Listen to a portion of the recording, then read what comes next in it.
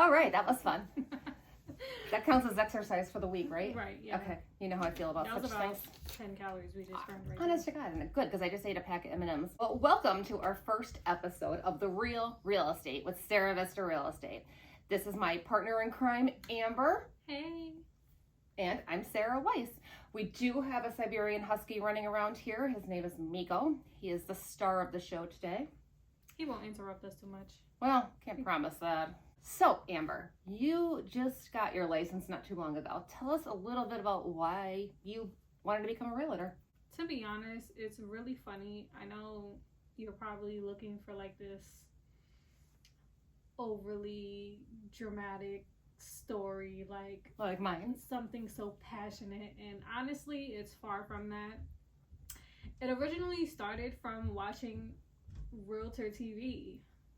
I hear that a lot. You know, the Selling Sunset and like watching these pretty girls dress up and just go out selling these $1 million houses, and I'm like, I could see myself doing that. You know what I mean? Right. Like, getting a tan while you work by the pool, and then you realize we're in Lackawanna County and the sun comes out for 3 months of the year. I mean, you've got to start somewhere. Yeah, right. But you have 3 young kids, so it's got to be hectic for you. It's hectic, but I feel like I'm in the perfect profession for a mom of 3/wife because I get to choose my own schedule. You know what I mean? Yeah. If I need a break, I can come to the office and take a breather, you know, whenever I want to. I don't have to be on anyone's time. Well, 90% of the time. And, yeah, it's a very, I shouldn't say stress-free, but it's not like, you know. It's not so drab as having to check in someplace, working for 8 hours, getting a set paycheck. I think I always liked the fact that I could work as much as I wanted or as little as I wanted. The results of how much I made in real estate were all on me. You know, it was all how much I put into it.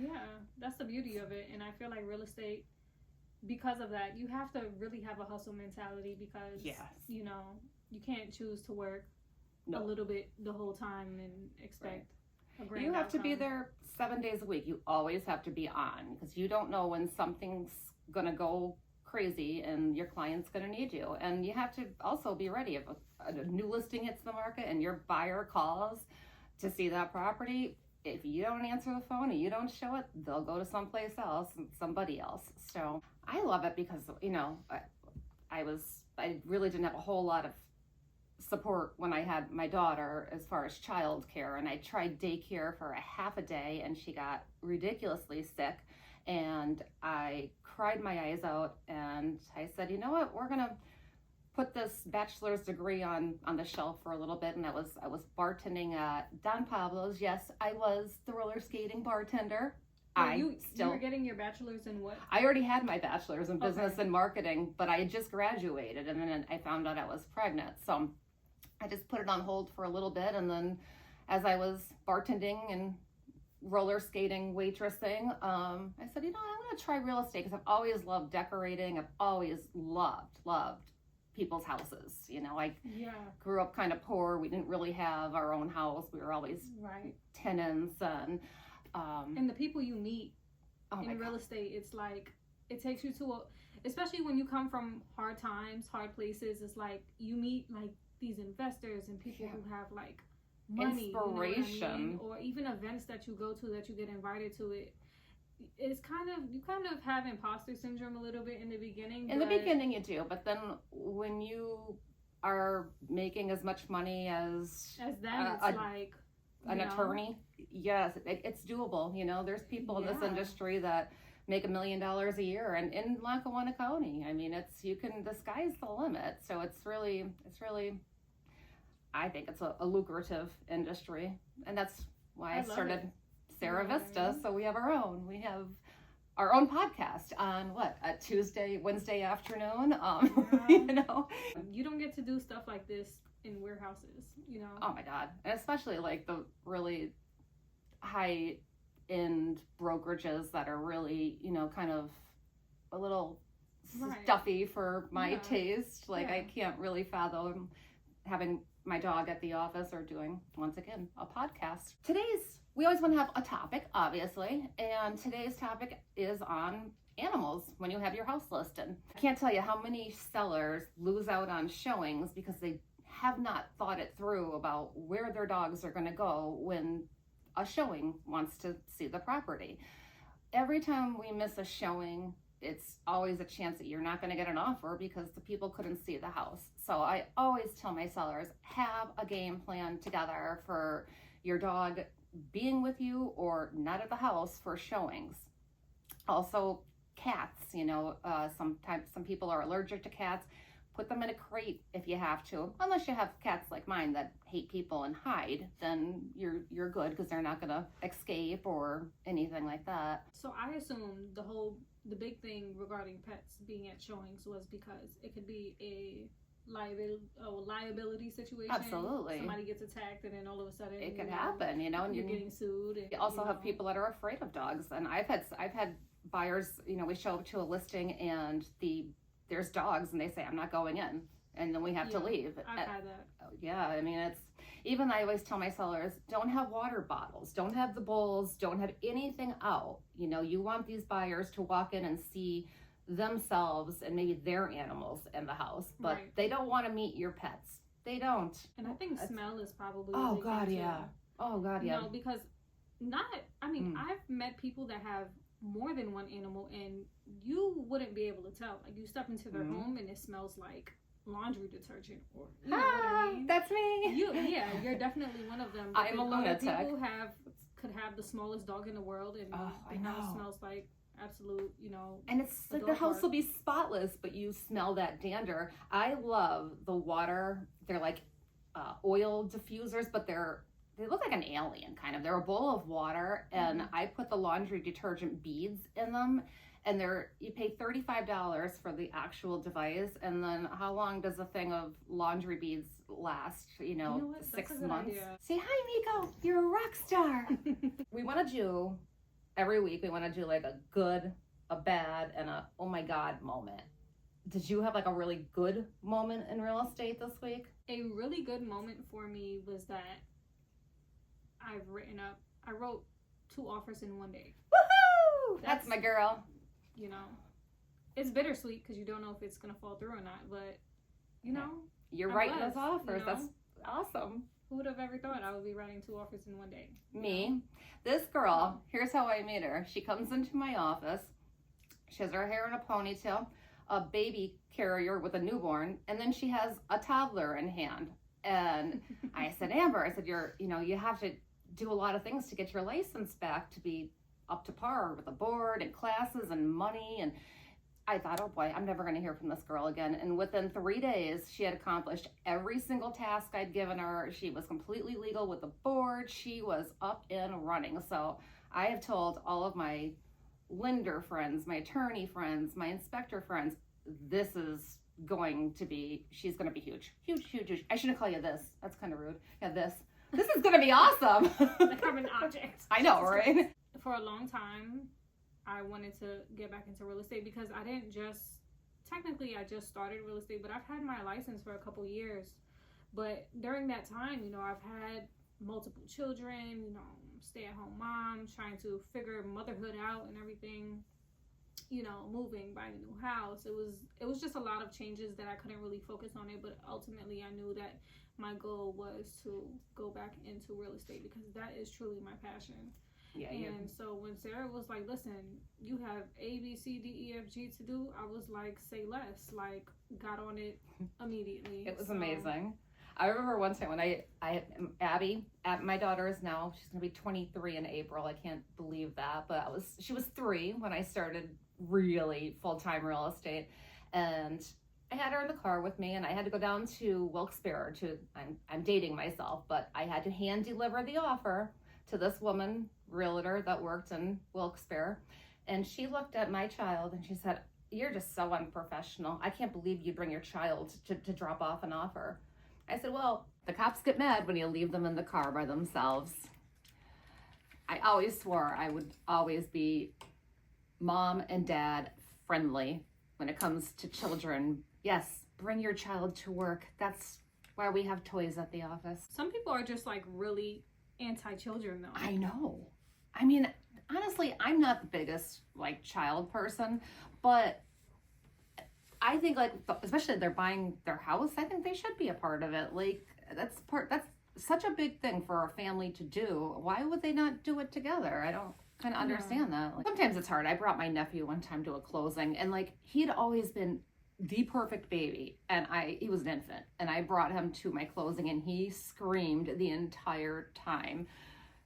I was like, oh, thank God the people that were buying the house were family friends. And then our attorney was also a family friend. So we were just kind of passing little Jackson back and forth. Yeah, I mean, I can agree to an extent. Like, if you know that your child is, you know, in their terrible twos phase, don't bring them to a showing. If you know that they like to break things, you know, you might want to leave them at home. I think with more the guardian.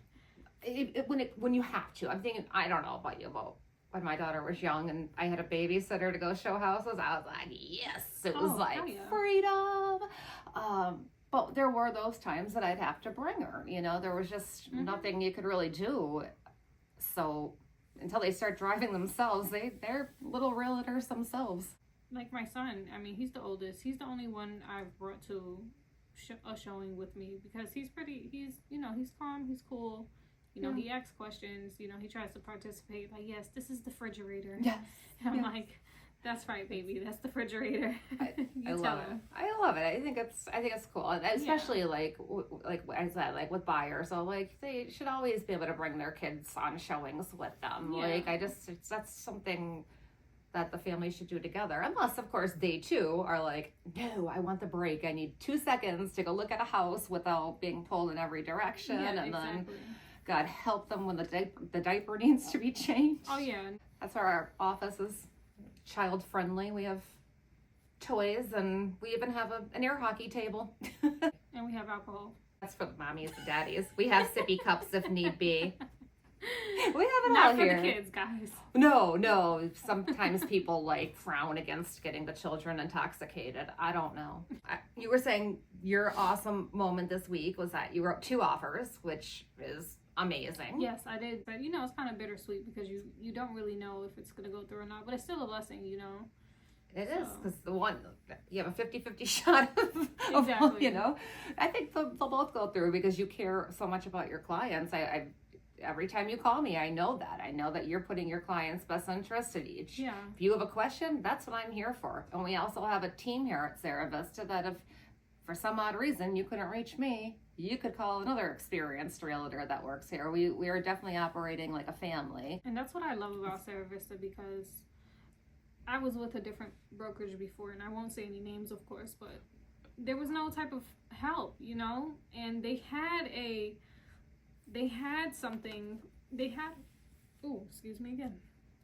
program where you would receive help as a new agent and, you know, navigating your way into the real estate world. And it was pretty much non-existent once I entered. So, you know, training is so important. You know, it's so funny how I met Sarah, but, you know, that's a conversation for another day. But I'm like, listen, everything literally happens for a reason. Like, 100%. It's the best brokerage I've could have been with.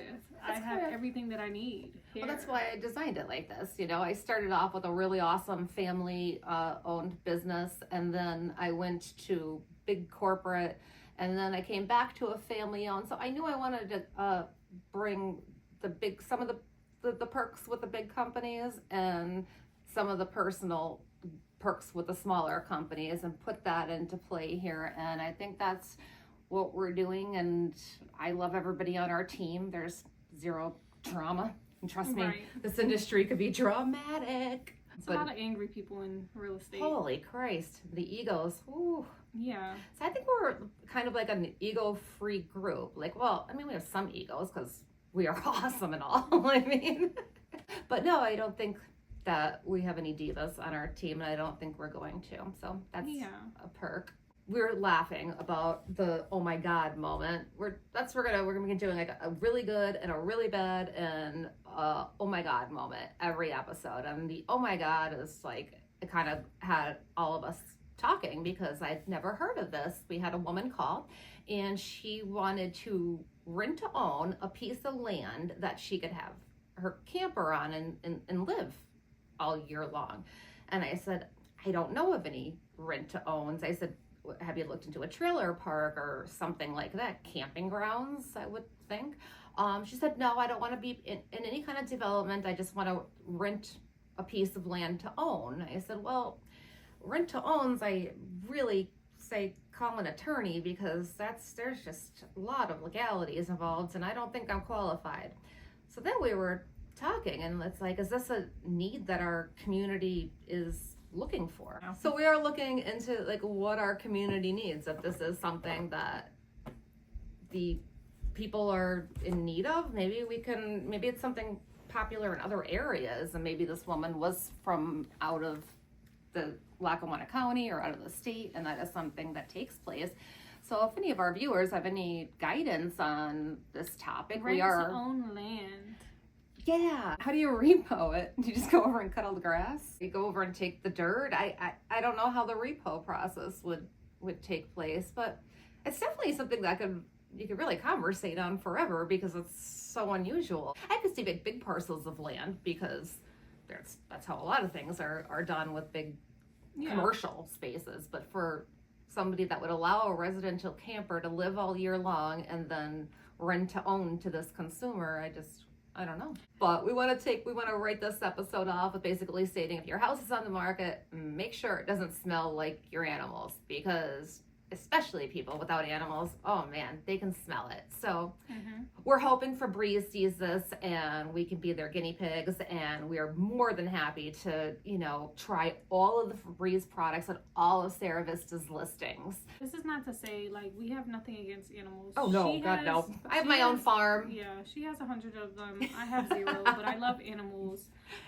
It's just so that we can help you. You know what I mean? It is. It's hard. Sometimes people take it personally. Yeah, don't take any offense to it. It's just the reality of things. You know what I mean? It is. So I have 6 animals. Sometimes I walk in my house, I'm like, oh my God. Yeah.